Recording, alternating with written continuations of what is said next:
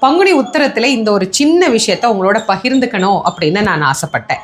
பொதுவாக முருகனுடைய அவதாரம், முருகனுடைய வழிபாடு அப்படிங்கிறது எதற்காக? சூரனை சம்ஹாரம் பண்ணுறதுக்காக அப்படின்னு நம்ம எல்லாருமே நினைக்கிறோம். அதை இன்னொரு படி மேலே போய் திருமுருகாற்றுப்படையில் நக்கீரர் மிக அழகாக நமக்கு சொல்கிறார். உலகம் உவப்ப வலம் ஏர்பு திரிதரு பலர்புகழ் ஞாயிறு கடற்கண்டாங்கு அப்படின்னு ஆரம்பிக்கிறார். உலகமே உவப்ப, உலகமே மகிழ்ச்சி அடைய அவதாரம் செய்தாராம்.